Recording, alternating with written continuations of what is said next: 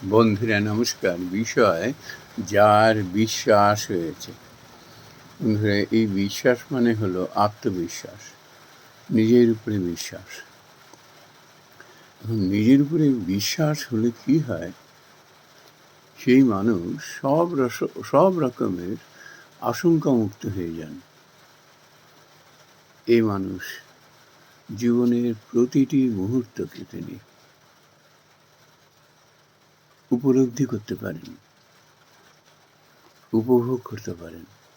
উপভোগ কিনা, জীবনের প্রতিটি মুহূর্তকে তিনি যথোপযুক্ত কাজে লাগাতে পারেন। এমন মানুষের দুশ্চিন্তা বলে কিছু থাকে না। আমরা এরকম একটা কথা বলি, ওভার থিঙ্কিং।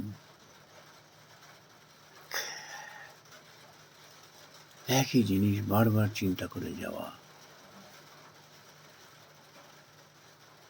একটু প্রতিকূল অবস্থা হলে পরে সেই মানুষ চিন্তাগ্রস্ত হয়ে যায়, অমূলক চিন্তা করতে থাকে। একটা চিন্তা বারবার তাকে কুড়ে কুড়ে খায়, ভয়ে ভীত হয়ে থাকে, আশঙ্কিত হয়ে থাকে। এটা যে একটি মানসিক দুর্বলতা, আমরা সেটা সবাই জানি। কিন্তু এমন মানুষ যার আত্মবিশ্বাস হয়েছে, সে কখনো এতে পা দেয় না। এখন এর কারণটা কি? আমরা তো বেশিরভাগ মানুষই এই দোষে দুষ্ট। কিন্তু এই মানুষগুলো ব্যতিক্রম কি করে হয়? একই মানুষ, সে একদিকে চলে গেল, আমি আর একদিকে চলে গেলাম। একজন মানুষ জীবনে কখনো দুশ্চিন্তাগ্রস্ত হন না, ভয়ে ভীত হন না, আনন্দের সঙ্গে জীবন যাপন করতে থাকেন। আর একজন মানুষের সব আছে, লোকবল আছে, নাম আছে, যশ আছে, অর্থ আছে, সারাক্ষণ চিন্তা তাকে কুড়ে কুড়ে খাচ্ছে। এ প্রসঙ্গে ভগবদ গীতায় চমৎকার একটি উপদেশ দেওয়া আছে। এরম বলা হচ্ছে, ইয়া মাম অজম অনাদিম বেত্তি লোক মহেশ্বরম অসংমূরসা মর্তেষু সর্ব পাপই প্রমুচ্যতে। এরম বলছেন যে যিনি জানেন যে আমার আদি নাই, জন্ম নাই, আমি সর্বলোকের মহেশ্বর, মানুষের মধ্যে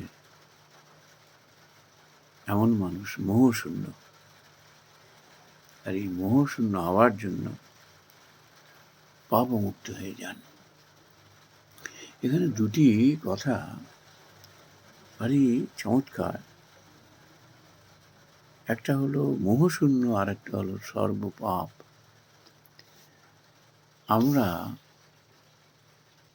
এই যে মানুষগুলো,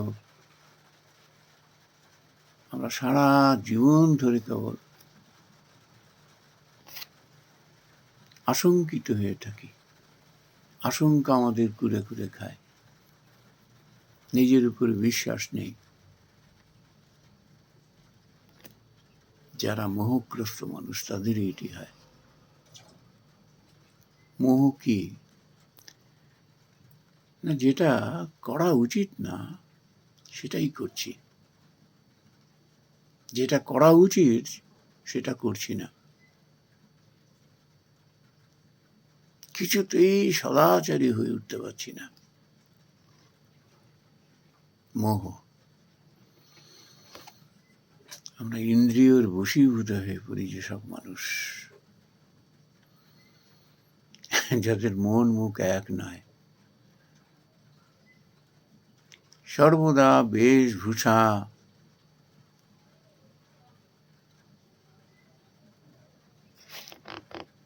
সাজ পোশাক,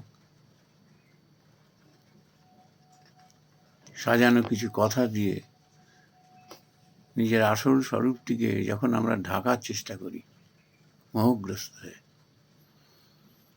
বাইরে দেখাচ্ছি এক, ভেতরে আর এক। ভেতরে হয়তো মন ভাগাড়ে পড়ে রয়েছে, বাইরে দেখাচ্ছি দেখো আমি কি সৎ প্রকৃতির মানুষ। মোহগ্রস্ত হয়ে আমরা এটা করি। মোহগ্রস্ত মানুষের আর একটা মহা বদগুণ হলো তারা সব জানেও, কিন্তু বুঝতেও পারে এটা করলে এটা হতে পারে। বহু মানুষের এটা হয়েছে, বহু মানুষের পরিণাম সে জানে, বেশ জ্ঞানী মানুষ, কিন্তু ব্যাস নিজের বেলা যেই হলো, যেই দেখলো এটা তো ইন্দ্রিয় সুখ আছে,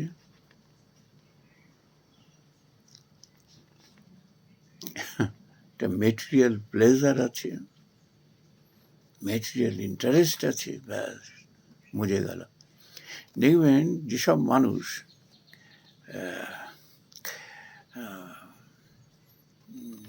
লম্পট প্রকৃতির, যারা নারীদের যোগ্য সম্মান দিতে পারে না, এসব মানুষ কি ভয়ঙ্কর হতে পারে। নিজের ছেলে মেয়েকে আর পরোয়া করে না, ভোগে এমন ডুবে যায়, দেখছে সকলে জানছে, ভুলে যায় সে তার পদাধিকার বলে বেশি বেশি করে করতে থাকে, ভুলে যায় যে একটা দিন সে সেখান থেকে সরে যেতে হবে, বয়সের কাছে সে পরাজিত হবে, তারপর তার দুরবস্থা হবে, সেটি নিয়ে ভাবে না। এই হলো মোহগ্রস্ত মানুষের স্বভাব।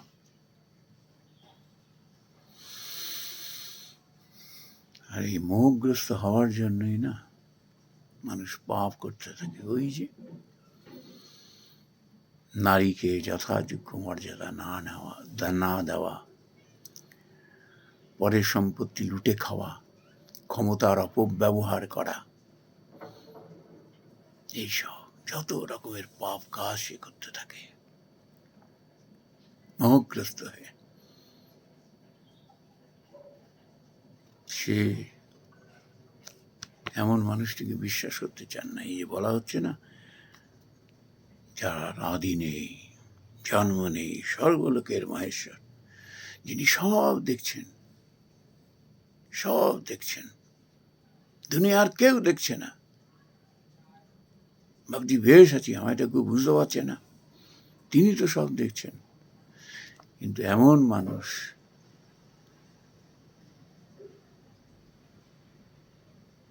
যিনি জানেন যে তিনি আছেন, এমন মানুষটিকে যিনি জানেন, তিনি কখনো মোহগ্রস্ত হন না, কখনো কোনো পাপ কাজ করেন না। মানুষকে সে মানুষ হিসেবে সদা সর্বদা, সে নারী হোক পুরুষ হোক, যথাযোগ্য মর্যাদার আসনে বসিয়ে রাখেন।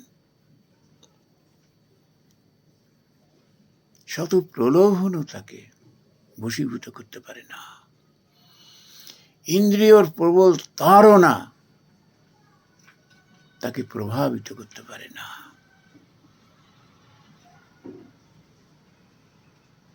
এমন সে শক্তিশালী হয়ে গড়ে ওঠেন, যেহেতু তিনি ঈশ্বরকে মানেন, জানেন। একটা মানুষকে জীবনের শেষ মুহূর্তে সে যদি মনে করে আর আমি 5 সেকেন্ড বাঁচব, তাকে বিশ্বাস করতেই হবে। কিন্তু যখন বিশ্বাস করলে কাজ হতো, ঠিক এরকম নির্মোহ হয়ে যেতে পারতেন। সে কখনো কোনো পাপ কাজে হাত বাড়াতেন না। সময় মতো যদি তাকে জানতে পারতেন, বোঝার চেষ্টা করতেন। আমরা সেটা করি না, ওই মোহগ্রস্ত হওয়ার জন্য। এই জন্য ভগবানকে ধরে রাখতে হয়। ঠাকুর শ্রী রামকৃষ্ণ পরমহংসদেব বলেছেন না, যে তুমি সংসারে কিরমভাবে থাকবে, এক হাতে ভগবানকে ধরো, এক হাতে সংসার ধরো, সমাজকে ধরো, কর্তব্য কাজ করে যাও তুমি, সংসারের হোক, সমাজের হোক, দেশের হোক, ঈশ্বর অর্পণ বুদ্ধিতে ভগবানের কাজ মনে করে। কখনো তুমি এই নেগেটিভ চিন্তা, বা আমরা ওভার থিঙ্কিং বলি, আতঙ্কিত জীবন, আশঙ্কিত জীবন, এটি তোমার হবে না। তুমি অতীত নিয়ে পড়ে থাকবে না, তুমি ভবিষ্যতের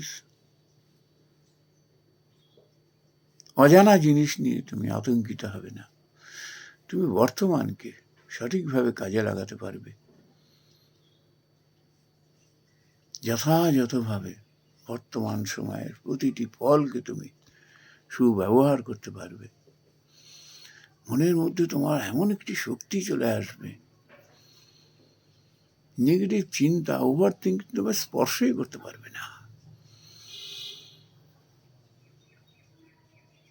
এগুলো মানুষ যারা এগুলো করেন, তারা বলেন যে কর্মের মাধ্যমে এটা বোঝা যায়। তুমি ভগবানকে ধরে ঠাকুরের ওই উপদেশ শোনো, তুমি ভগবানকে ধরে তার আশ্রয় প্রার্থনা করে ঈশ্বর অর্পণ বুদ্ধিতে তার কর্ম মনে করে তুমি কর্ম করো নিষ্ঠার সঙ্গে, সততার সঙ্গে। ভয় বলে তোমার জীবনে কিছু থাকবে না, চাওয়া পাওয়া বলে তোমার জীবনে কিছু থাকবে না, মোহ বলে তোমার জীবনে কিছু থাকবে না। এমন মানুষ অন্য কেউ নয়, চুম্বক যেমন লোহাকে আবেশিত করে ফেলে না, তার মধ্যেও চৌম্বকত্ব এসে যায়, ঠিক তেমনই এসব মানুষের এমন গুণ। আমরা কিছু মানুষকে দেখি না, এমন এমন সাধু মহাপুরুষ, তাদের উপদেশও শোনার দরকার নেই, এই কাজটিতে বসলেই যেন তাকে দেখেই যেন শরীর মন আবেশিত হতে থাকে।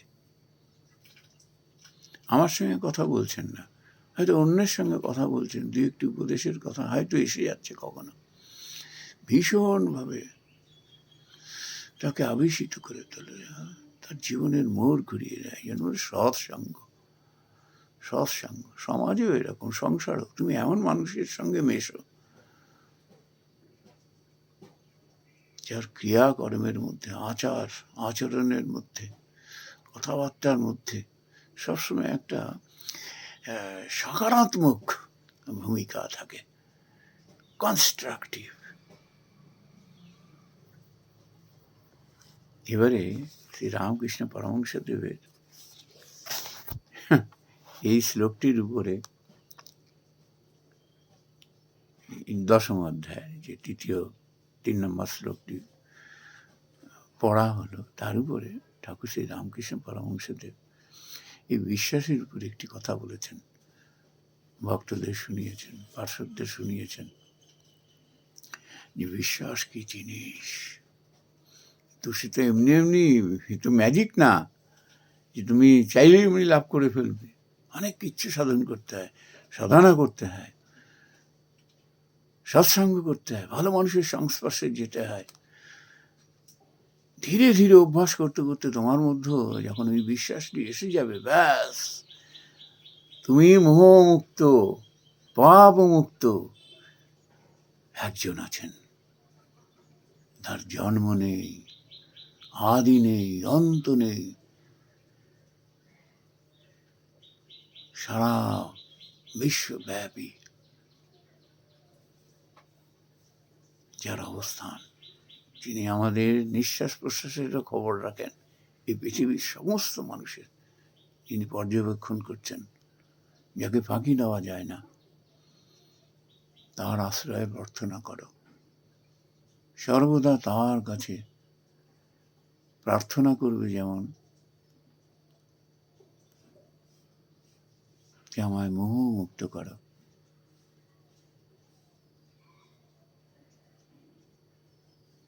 আমি যেন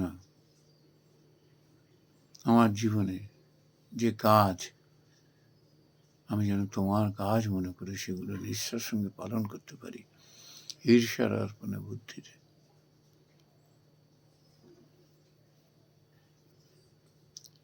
সমস্ত কর্মফল অ্যাবসলিউটলি তার পায়ে অর্পণ করে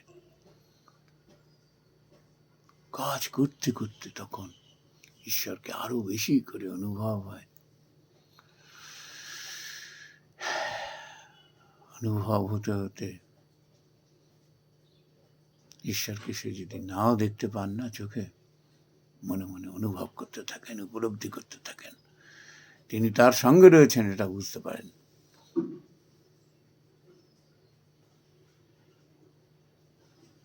তার কখনো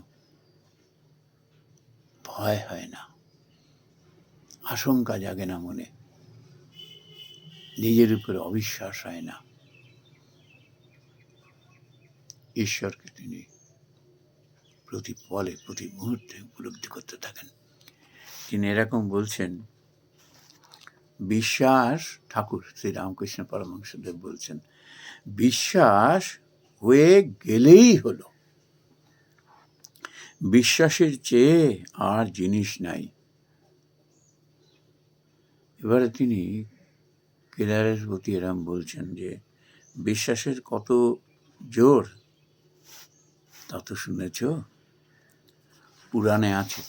তারপর তিনি এরকম দৃষ্টান্ত দিচ্ছেন যে রামচন্দ্র, যিনি সাক্ষাৎ পূর্ণ ব্রহ্ম নারায়ণ, তাঁর লঙ্কায় যেতে সেতু বাধ্যে হলো, কিন্তু হনুমান রাম নামে বিশ্বাস করে লাফ দিয়ে সমুদ্রের পাড়ে গিয়ে পড়ল, তার আর সেতুর দরকার হয় নাই। বিভীষণ একটি পাতায় রাম নাম লিখে ওই পাতাটি একটি লোকের কাপড়ের খোঁটে বেঁধে দিছল। সে লোকটি সমুদ্রের পাড়ে যাবে। বিভীষণ তাকে বললে, তোমার ভয় নাই, তুমি বিশ্বাস করে জলের উপর দিয়ে চলে যাও, কিন্তু দেখো যাই অবিশ্বাস করবে অমনি জলে ডুবে যাবে। লোকটি বেশ সমুদ্রের উপর দিয়ে চলে যাচ্ছিল। এমন সময় তার ভারী ইচ্ছা হলো যে কাপড়ের খোঁটে কি বাঁধা আছে একবার দেখে। খুলে দেখে যে কেবল রাম নাম লেখা রয়েছে। তখন সে ভাবলে, এ কি, শুধু রাম নাম একটি লেখা রয়েছে, এটাই ব্যাস, যাই অবিশ্বাস অমনি ডুবে গেল। যার ঈশ্বরে বিশ্বাস আছে, তিনি বলছেন তারপরে, যার ঈশ্বরে বিশ্বাস আছে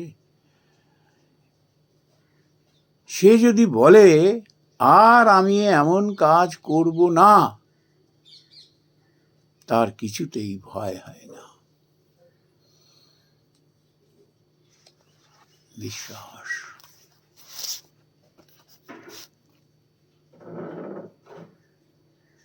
মানুষকে কোথা থেকে কোথায় পৌঁছে দেয়। আমরা বিশ্বাস যেন করতে পারি না তার এই উত্থানের। নমস্কার বন্ধুরা।